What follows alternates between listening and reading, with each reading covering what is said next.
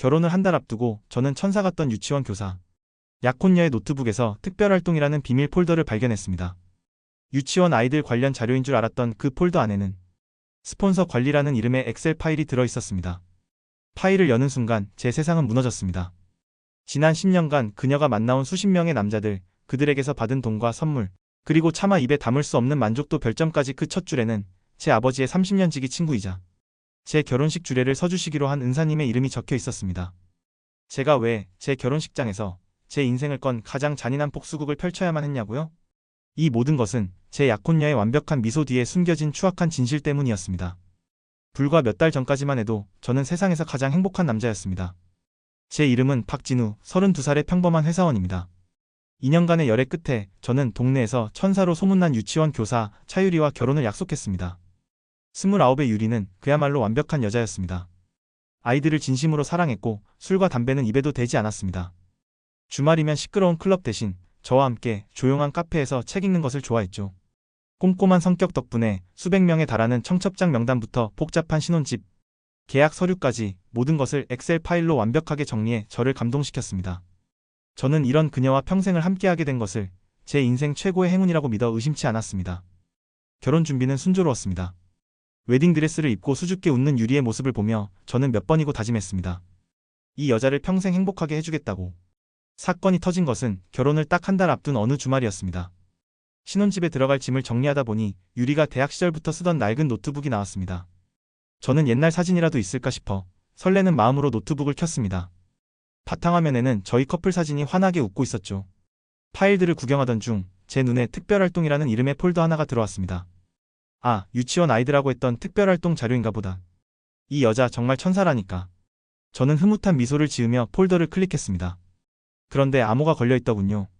저는 장난기가 발동해 유리의 생일을 암호로 입력했습니다. 0-8-1-5. 찰칵. 폴더가 열렸습니다. 하지만 그 안에는 아이들의 귀여운 사진 대신 스폰서 관리, XLSX라는 이름의 낯선 엑셀 파일 하나만이 덩그러니 놓여 있었습니다. 스폰서 관리? 심장이 쿵 하고 내려앉았습니다. 잘못 본 걸 거야. 동명이인의 파일이겠지. 저는 애써 불안감을 누르며 떨리는 손으로 파일을 클릭했습니다. 화면 가득 끝도 없이 이어진 이름과 숫자들이 나타났습니다. 김호호 대표, 48세, 한남동. 2023년 5월 12일. 시그니엘 호텔. 300만원. 샤넬 보이백.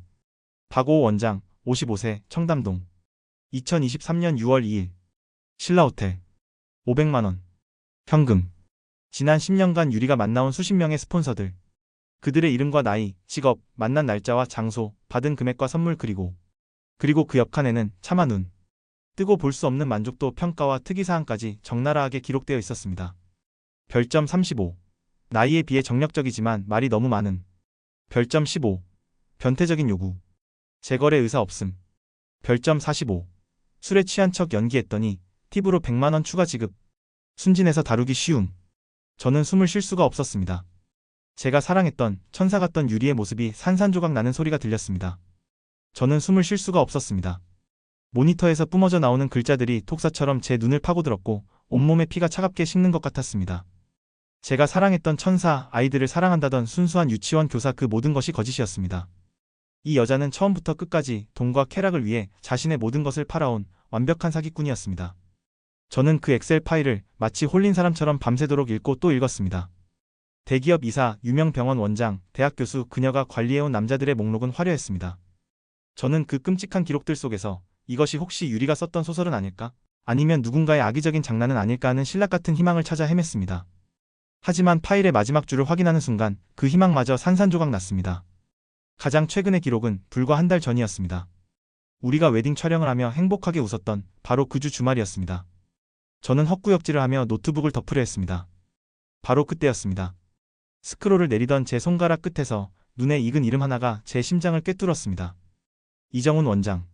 아버지의 30년 지기 친구이자 어릴 적 저를 무릎에 앉히고 아들처럼 아껴주셨던 분. 제게는 스승님과도 같았던 분. 그리고 한 달 뒤 제 결혼식의 주례를 서주시기로 한 바로 그분이었습니다. 온몸이 사시나무처럼 떨렸습니다. 아니야, 아닐 거야. 동명이인이겠지. 저는 미친 사람처럼 특이사항 칸으로 시선을 옮겼습니다. 그리고 저는 제 눈을 파내고 싶을 만큼 끔찍한 문장과 마주해야 했습니다. 진우 아버지와 함께 만난 자리에서 만남. 아버님 친구라 더 짜릿했음.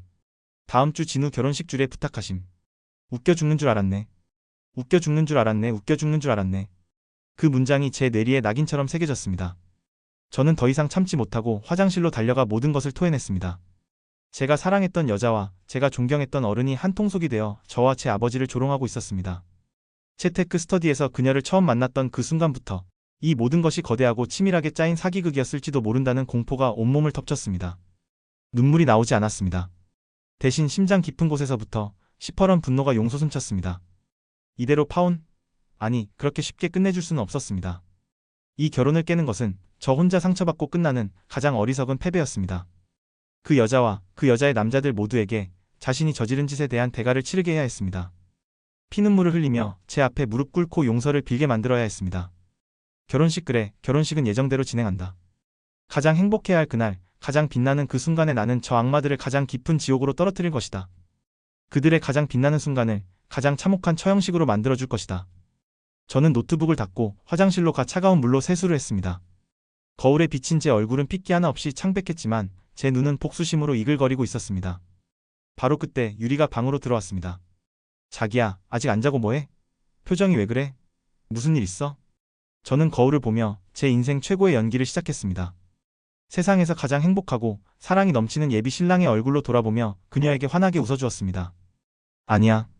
그냥 당신이 너무 예뻐서. 내가 정말 복받은 놈이구나 싶어서. 제 말에 유리는 아이처럼 활짝 웃으며 제 품에 안겼습니다. 그녀의 몸에서 풍겨나오는 짙은 향수 냄새가 그날따라 지독하게 역겨웠습니다. 결혼식 날 저는 세상에서 가장 행복한 신랑이었습니다. 적어도 하객들의 눈에는 그렇게 보였을 겁니다.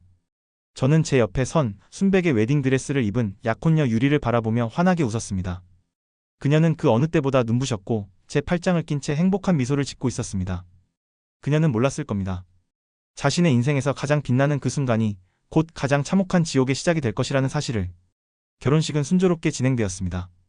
마침내 제 아버지의 30년 지기 친구이자 유리의 스폰서 목록 첫 줄에 있던 그분이 줄의 단상에 올랐습니다. 그는 인자한 미소로 저희의 앞날을 축복해 주었습니다. 신랑과 신부는 서로를 믿고 정직하며 어떤 어려움이 있어도 서로의 편이 되어 주어야 합니다. 그의 위선적인 목소리가 식장 가득 울려 퍼질 때 저는 제 주머니 속에 든 작은 USB를 만지작거렸습니다. 주례사가 끝나고 신랑 신부의 사랑 이야기를 담은 축하 영상이 상영될 시간이 되었습니다. 식장의 모든 조명이 꺼지고 대형 스크린에 모두의 시선이 집중되었습니다. 사회자는 제가 특별히 준비한 영상이라며 기대감을 높였죠. 영상은 저희의 행복했던 커플 사진으로 시작되었습니다. 감미로운 음악과 함께 2년간의 추억이 화면을 채웠습니다. 유리는 제 어깨에 기대어 감동의 눈물을 글썽였습니다. 바로 그때였습니다. 화면이 지지직거리며 암전되더니 섬뜩할 정도로 익숙한 녹색의 엑셀 화면으로 바뀌었습니다. 장내가 술렁이기 시작했습니다. 화면 가득 유리가 작성한 스폰서 관리 파일이 띄워졌습니다. 수많은 남자들의 이름과 금액, 그리고 그들에 대한 적나라한 평가가 스크롤되며 하객들 앞에 낱낱이 공개되었습니다. 저게 뭐야? 스폰서? 만족도 별점? 하객들의 경악과 수군거림 속에서 유리의 얼굴은 하얗게 질려갔습니다. 그리고 마침내 화면에는 줄의 단상에 서 있는 은사님의 이름과 그의 프로필, 그리고 그 추악한 특이사항이 대문짝만하게 클로즈업 되었습니다. 진우 아버지와 함께 만난 자리에서 만남. 아버님 친구라 더 짜릿했음. 다음 주 진우 결혼식 주례 부탁하심. 웃겨 죽는 줄 알았네. 그 문장을 끝으로 주례를 섰던 그분은 비명을 지르며 단상 위에서 쓰러졌습니다. 유리는 웨딩드레스를 입은 채 그 자리에 주저앉아 실신했습니다. 식장은 아수라장이 되었고 기자들과 하객들의 카메라 플래시가 미친 듯이 터졌습니다. 저는 마이크를 잡고 이 아수라장이 된 식장을 향해 제 인생 마지막이자 첫 번째 진실을 말했습니다. 제 목소리는 얼음처럼 차갑고도 또렷했습니다. 오늘 제 결혼식에 와주셔서 감사합니다. 덕분에 제 인생에서 걸러야 할 가장 더러운 사람들을 가장 확실하게 그리고 가장 화려하게 걸러낼 수 있었습니다. 결혼식은 파혼식과 공개 처형식을 겸한 제 인생 최고의 복수극으로 끝났습니다. 유리와 그녀의 스폰서들은 사회적으로 완전히 매장되었습니다.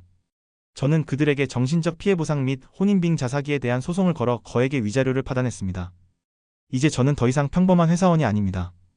저는 그 돈으로 작은 탐정 사무소를 차렸습니다. 저처럼 사랑하는 사람의 진실을 알고 싶어 하는 사람들을 위해서 말이죠. 사랑에 배신당한 저는 이제 다른 사람들의 사랑을 지키는 사람이 되었습니다. 그것이 바로 천사의 탈을 쓴 악마에게 제 인생을 바칠 뻔했던 제가 제 자신에게 내리는 유일한 구원입니다.